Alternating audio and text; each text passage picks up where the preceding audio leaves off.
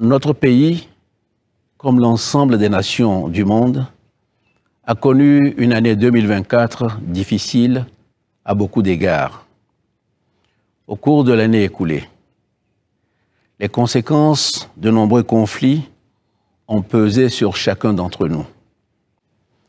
La guerre qui oppose l'Ukraine à la Russie, outre son coût humain, déstabilise les circuits commerciaux mondiaux.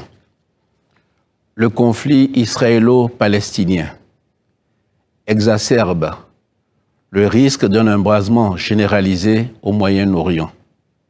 Là encore, ce sont les voies du commerce mondial qui s'en trouvent fragilisées.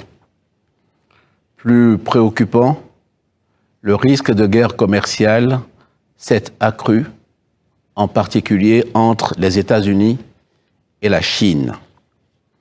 Ces conflits nuisent à notre développement et sont souvent à l'origine d'une inflation qui pèse sur le pouvoir d'achat de chacun d'entre nous. Pour revenir fondamentalement à la base de l'économie, quand vous voulez faire une analyse de la santé économique d'un pays, eh bien, il y a un certain nombre d'agrégats économiques qu'il faut convoquer. Nicolas Kaldor l'a bien posé, on l'appelle le carré magique. C'est-à-dire, ces agrégats, ça parle du PIB.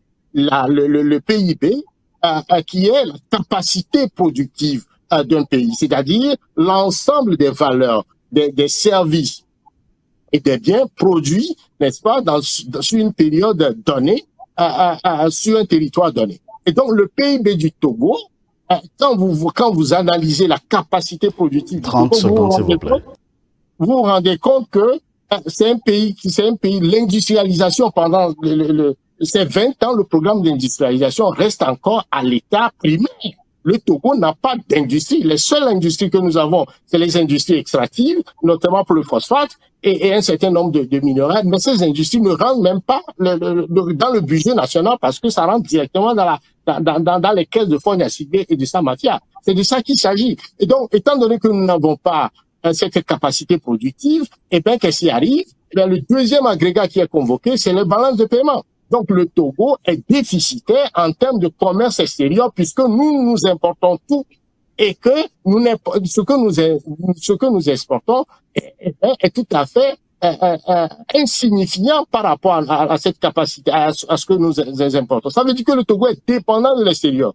Alors que la monnaie que nous utilisons, cette monnaie, le franc CFA, et qui est une monnaie qui agit un peu comme une subvention pour l'exportation, une taxe pour les exportations, ben ça nous bloque, ça fait en sorte que les Togolais ne peuvent que s'enfoncer dans la pauvreté. La question de l'inflation dans le pays, étant donné que les revenus n'évoluent pas, il a fallu récemment la mobilisation de la société civile, des syndicats, des femmes pyramides, pour que on accepte finalement